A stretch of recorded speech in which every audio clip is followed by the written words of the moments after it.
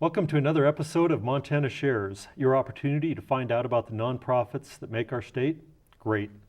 This is your host, Bill Crane, and today I've got Dave with Montana Wildlife Federation. Welcome, Dave. Hi, Bill. Thanks for having me. So, give us the high-level view. What does Montana Wildlife Federation do? Yeah, the Montana Wildlife Federation is Montana's oldest and largest wildlife conservation organization. We were founded in 1936 by hunters, anglers, other conservationists who were concerned about the loss of Montana's fish and wildlife, our wildlands and clean waters, and public access to the outdoors. And we've worked on that mission for 8 decades, and literally almost every major wildlife conservation law that's passed in Montana, the Montana Wildlife Federation had a hand in. We have several thousand members all over Montana and all over the nation, because people all over America love Montana. Mm-hmm. And as an organization, our primary work is advocacy. We make sure that the views of Montana conservationists are heard by legislators, by our congressional delegation, and by management agency officials like the Department of Fish, Wildlife, and Parks, and federal agencies like the U.S. Forest Service. Okay, so over 80 years, I suspect the people that support you have changed a little bit, and I suspect they've stayed the same a lot, but tell us about, let's go in a little deeper with the people that actually are part of the Wildlife Federation. Yeah, you know, we have supporters from all walks of life and every corner of Montana, and really the thing that unifies our membership is a dedication to abundant wildlife and healthy outdoor habitats and ample public access to the outdoors. Our membership includes people in urban areas and rural areas, people in Montana, people all over the nation who visit Montana. Many of our members are hunters and anglers. We've always had a strong tradition of including people who hunt and fish, but we also have a lot of members who don't hunt and fish, people who find other ways to enjoy the outdoors, and people who are just concerned about wildlife. Right, so if I want to get on a river just as a kayaker or a canoeist, that's the type of thing that you're helping me out on, right? Absolutely, and in fact, one of our proudest accomplishments is Montana's Stream Access Law. Back in the 1980s, we worked with a whole lot of other organizations to write into law the public access that we enjoy here in Montana, which prior to that point had been a matter of Supreme Court decision, but we actually worked to get it written into law. And as a result, here in Montana, we enjoy the best access to our rivers and streams of anywhere in the West. I mean, there are many places where the public is not allowed to float every river in the state. And that's something that we've done that has had a great benefit for people who fish, for people who just like to boat, kayakers, rafters. And it's something we can be really proud of. Great. So that's one of the type of issues you deal with. Tell us about some of the other issues that you deal with on a regular basis. Yeah, you know, the work we do really falls into 3 major areas. We work on wildlife conservation, we work on habitat protection, and we work on public access. Our wildlife conservation agenda is really focused on making sure that Montana's fish and wildlife resources are managed for the benefit of the public and managed according to the best scientific information. And really, that's something we've fought for decades to protect and to make sure that the Montana Department of Fish, Wildlife, and Parks and that the U.S. Fish and Wildlife Service are making good management decisions that are driven by science, not politics, and that benefit all Montanans and all Americans. In the realm of habitat, we also work to protect, because obviously fish and wildlife depend on habitat. And so we work to protect and ensure that our public lands, our national forests and other public lands are managed to provide good habitat for wildlife. We also work to support programs that help private landowners provide good wildlife habitat. So, for instance, the federal farm bill, there are a variety of state programs that can give incentives to private landowners to provide good habitat.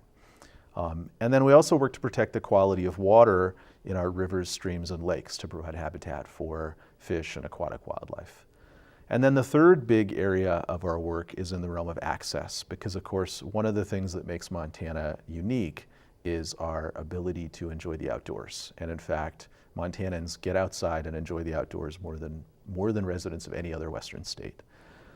But that access isn't guaranteed. So we have to do a lot of work to make sure that people have the ability to get to their public lands and public waters. We also work to support voluntary programs with private landowners so that they provide access for hunting, fishing, all kinds of other outdoor recreation. Okay. So tell us a little bit about the people that are involved, how people can be involved. There's probably several different avenues that lead to the work that you do.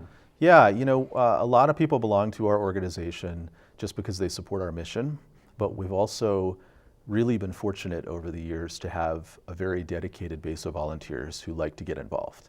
Our members like to show up at the Capitol. They like to show up at hearings that the Forest Service puts on. They really like to get involved in the process, and we encourage that and try and provide opportunities for it. So we really try and help people turn out and really get involved in the civic process of managing our fish and wildlife resources.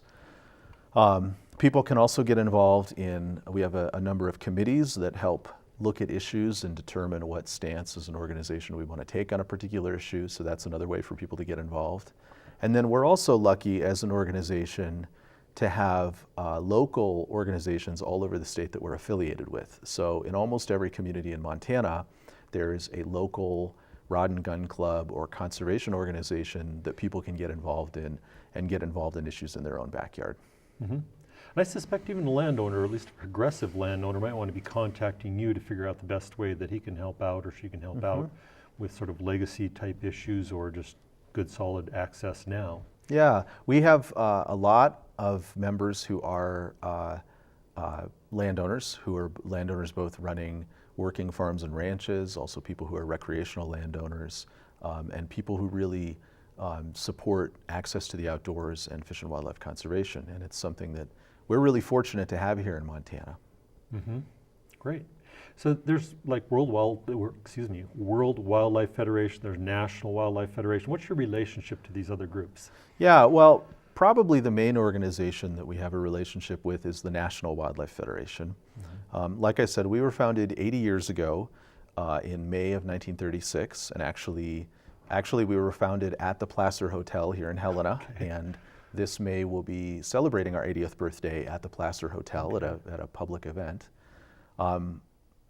The Montana Wildlife Federation was founded 2 months after the National Wildlife Federation was founded, which was in March of 1936.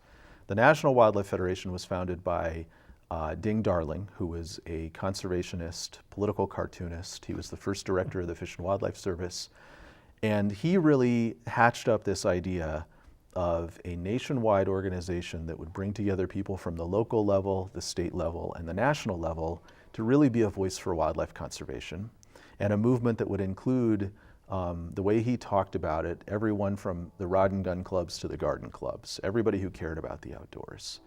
And so the Montana Wildlife Federation is affiliated with the National Wildlife Federation. And that means, along with federations in almost every other state in the country, we collectively work together to set the policy agenda for the National Wildlife Federation and to determine what issues that organization works on and what stances they take. And so we work in really close partnership with National Wildlife Federation on a whole lot of different issues. It's a pretty unique arrangement.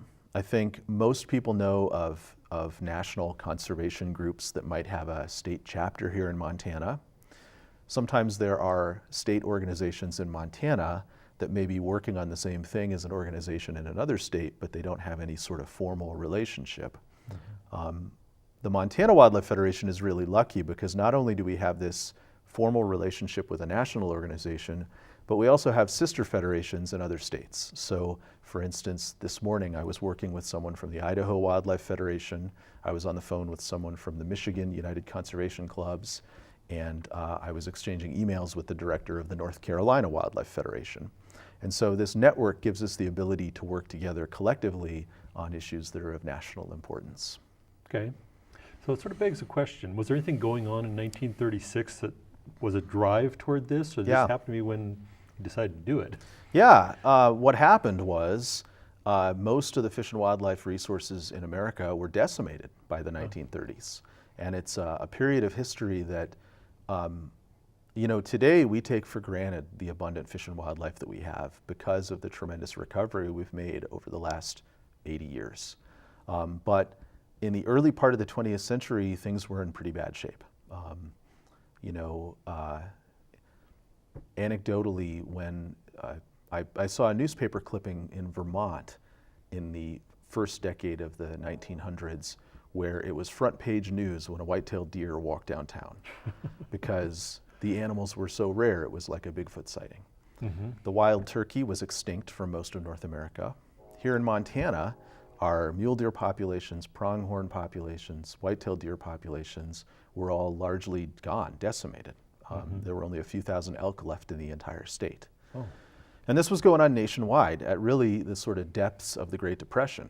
And conservationists really said, we need to do something about this. And at the time, those conservationists included hunters, anglers, bird watchers, people who were really the most directly engaged with the wildlife resource.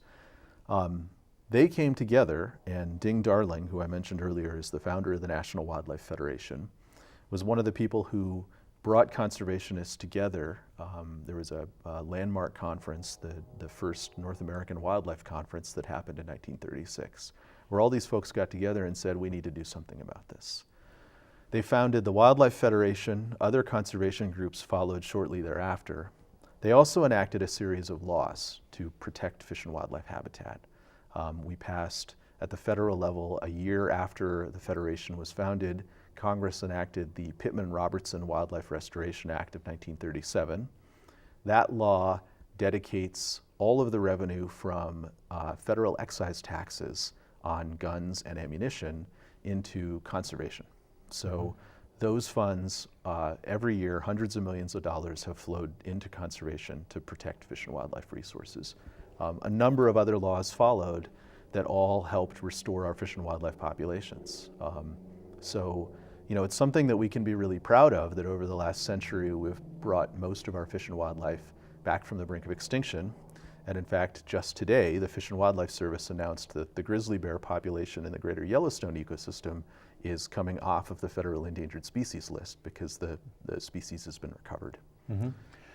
So sometime after 1936-37, when did it sort of really start rebounding? How long did it take this action to kick in to start getting this recovery where we see mule deers on the streets and we accept that as a norm? Yep. They're just sort of like birds or anything else around town, or squirrels. Yeah, you know, and it's really the amazing thing about working on fish and wildlife issues is sometimes things can happen really quickly, and in just a couple of years or a decade or two, wildlife populations can really rebound. Now, the challenge is, of course, that the issues have really grown in complexity, whereas 80 years ago, our challenges were mostly about enough habitat for animals to survive and keeping hunting and fishing regulated so that we weren't over-harvesting those animals. Today, our fish and wildlife are confronted by issues that are much more complex. You know, urbanization is fragmenting habitat all over Montana. We don't think of Montana as an urban place, but if you look at the development that's occurring around most of our communities, not only does that development fragment habitat, but it also tends to be in some of the most ecologically important areas. We also have diseases that are spreading among wildlife. We have invasive species, which are non-native species that are introduced to Montana and can drive out native species. Then we even have issues like global climate change that can alter precipitation, habitat patterns. So in some ways, 80 years ago, the work was a little bit easier and it didn't take long to solve the problems. Today, things are so much more complex that we have to engage on a whole lot of different levels. But what makes the work exciting and inspiring is that we can get results and we can recover fish and wildlife just by passing good laws and taking the right actions. I didn't realize that it was that dire back in the 30s that it had gotten to that point. You know, most of us don't, and that's one of the other real challenges we face here in Montana is, you know, just about anybody under the age of 40 doesn't realize that their favorite river in Montana did not have any fish in it before they were born. I mean, I think today a lot of people really take for granted our abundant fish and wildlife resources. So a big part of what we have to do as an organization is remind people that they can't just take for granted that, you know, you can fish in the Blackfoot or the Clark Fork, that these were rivers that were fishless a few decades ago, and that we need to be vigilant and we need to protect the resources. And we're sitting here in February, pretty much the middle of, or actually March now, but the middle of winter, and Yep. we've been going through 50 and 60-degree days for a few weeks. There's obviously, you're talking about the global climate change. It's definitely a huge factor right now. Yeah, and that's one of the biggest issues facing fish and wildlife. And the Montana Wildlife Federation has always had one of our guiding principles is that natural resource management decisions need to be based on science. Mm-hmm. And the science on climate change is pretty overwhelming. That because of greenhouse gas pollution, our global average temperature is going up, and that's driving a whole host of alterations throughout our natural environment. It's changing precipitation patterns, it's changing temperatures. Literally we're having hotter summers, we're having more drought, we're having more wildfire. We saw last summer, we had to close many Montana rivers due to elevated stream temperatures, the earliest time that Fish, Wildlife, and Parks has ever had to close those rivers.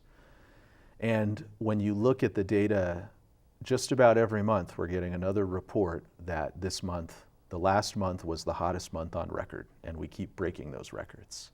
Mm-hmm. So one of the things that we've been doing as an organization is really trying to get people to understand what effect this issue is having on our fish and wildlife resources, and to get people thinking about what we need to do to preserve those resources for future generations. And that means both doing something about the pollution that causes global warming. It also means protecting the habitats that will become even more important as temperatures change and as habitat shrinks. Okay. So any final thoughts to wrap up on here? No, thanks for having me today. The Montana Wildlife Federation is really fortunate to be working in a state where people care about our fish and wildlife resources so much, and it's a real honor to be able to work on those issues. It's also an exciting organization, and I would just encourage any viewers who want to get involved can go to our website at montanawildlife.org. They can also follow us on social media, on Facebook and Twitter, and we're always eager to have more people get involved. Super. Well, great. Thanks for showing up today. And thank you for tuning in and learning more about Montana Wildlife Federation. Have a great evening.